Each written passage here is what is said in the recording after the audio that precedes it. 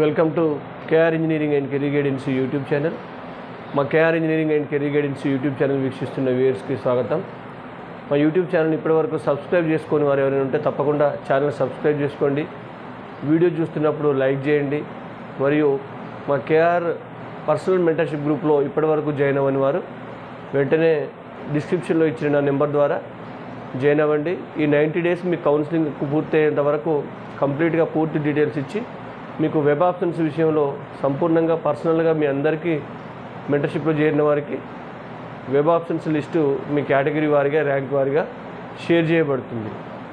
మరి ఈరోజు చాలామంది అడుగుతున్నారు, మనం ఇంతకుముందు వీడియో చేశాం, మరి జేఈ స్కోర్తో బి కేటగిరీ సీట్లు అంటే జేఈ స్కోర్తో తెలంగాణలోని టాప్ ఇంజనీరింగ్ విద్యా సంస్థల్లో బి కేటగిరీ సీట్లు లభిస్తాయి. ఆ కాలేజీల వివరాలు ఆల్రెడీ మనం చెప్పిన ఇంతకుముందే మరొకసారి వివరాలు ఎంతవరకు వస్తే రావచ్చు అని మనం ఈ 3-4 ఇయర్స్ యొక్క సరళిని బట్టి ఈరోజు కొంత వివరించడం జరుగుతుంది. మనం జనరల్గా ఎంసెట్ కౌన్సిలింగ్లో ఒకటి ఏ కేటగిరీ అంటే కన్వీనర్ ద్వారా నింపే సీట్లు ఉంటాయి, బి కేటగిరీ అంటే యాజమాన్య కోటాలో నింపుతారు. ఈ బి కేటగిరీలో 15% యాక్చువల్లీ జేఈ స్కోర్ కానీ లేదా ఎంసెట్ ర్యాంక్ కానీ ఇంటర్ మార్క్స్ కానీ ఫిలప్ చేయాలి. మిగతా 15% ఎన్ఆర్ఐ కోటాలో ఫిలప్ చేయాల్సి ఉంటుంది. కానీ దాదాపు ఇందులో ఉన్న టాప్ ఇంజనీరింగ్ విద్యా సంస్థలు తెలంగాణలో ఏవైతే విఎన్ఆర్ విజ్ఞాన జ్యోతి కావచ్చు, సిబిఐటి కావచ్చు, వాసవి కావచ్చు, ఎంజిఐటి కావచ్చు, లేదా ఉమెన్స్ కాలేజ్ అయితే జిఎన్టీడబ్ల్యూ నారాయణమ్మ కావచ్చు, మరియు భోజిరెడ్డి బిఆర్ఈడబ్ల్యూ భోజిరెడ్డి ఉమెన్స్ కాలేజ్, ఈ 6 కాలేజీలు మాత్రం ఖచ్చితంగా జేఈ మెయిన్ స్కోర్ను పరిగణలోకి తీసుకొని బి కేటగిరీలో సీట్ నింపుతూ ఉన్నాయి. వీటిలో మనం చూసినట్లయితే జనరల్గా విఎన్ఆర్లో 15% సీట్లు ఫిలప్ చేస్తున్నారు జేఈ స్కోర్తోని, సిబిఐటీలో 15% సీట్లు ఫిలప్ చేస్తున్నారు, ఎంజిఐటీలో 15% సీట్లు ఫిలప్ చేస్తున్నారు, వాసవిలో మాత్రం 30% సీట్స్ కేవలం జేఈ స్కోర్ ద్వారా ఫిలప్ చేయడం జరుగుతుంది. యాక్యురేట్గా ఏ ఒక్క సీటు కూడా బయటకు కాకుండా అన్నీ జేఈ స్కోర్ ద్వారానే నింపుతారు. అంటే 70% కన్వీనర్ కోటా పోను మిగతావి. నారాయణమ్మలో 15% సీట్స్ జేఈ స్కోర్ ద్వారా, భోజిరెడ్డి ఉమెన్స్ కాలేజీలో కూడా 15% సీట్లు జేఈ మెయిన్ స్కోర్ ద్వారా ఫిలప్ చేయడం జరుగుతుంది. మరి వీటన్నిటికీ ఎప్పుడు ఉంటుంది కౌన్సిలింగ్ నోటిఫికేషన్ అంటే, ఇవి ఏదైతే ఎంసెట్ కౌన్సిలింగ్లో మనకు ఫేజ్ 1 ఫస్ట్ ఫేజ్ అయిపోతుందో తర్వాత వీరికి కాలేజీల వారీగా నోటిఫికేషన్ వస్తుంది. ఆ నోటిఫికేషన్ వచ్చినప్పుడు మేము మీకు గ్రూప్లో పెట్టడం జరుగుతుంది. అప్పుడు కాలేజీ వారీగా సెపరేట్గా అప్లై చేసుకోవాల్సి ఉంటుంది. మరి ఒకసారి కట్ ఆఫ్ చూద్దాం.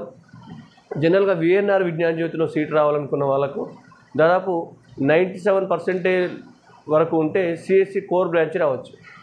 96% వరకు ఉంటే మీకు సిఎస్సి అలైడ్ బ్రాంచెస్ సిఎస్ఎం కావచ్చు, ఐటీ కావచ్చు, ఏఐ కావచ్చు, ఏఐడి కావచ్చు, ఇలాంటి అలైడ్ బ్రాంచ్లు వచ్చే అవకాశం ఉంది. ఈసీ రావాలంటే దాదాపు 95.5 ఆ రేంజ్లో ఉండాల్సిందే.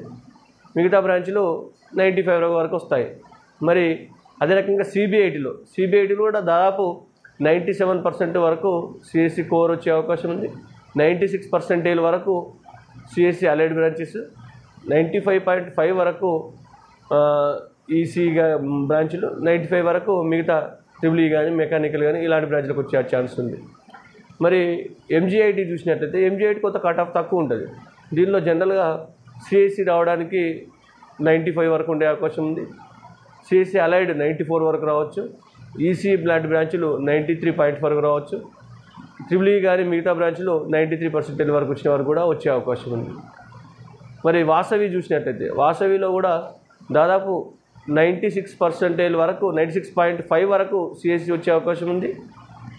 95.5 వరకు సిఎస్సి అలైడ్ బ్రాంచెస్ రావచ్చు. 95 వరకు ఈసీ రావచ్చు.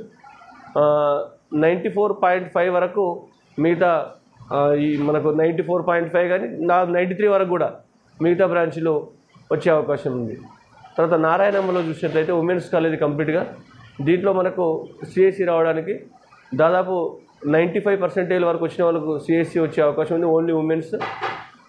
94 వరకు వచ్చిన వాళ్ళకు దాదాపు సిఎస్సి అలైడ్ బ్రాంచెస్ రావచ్చు.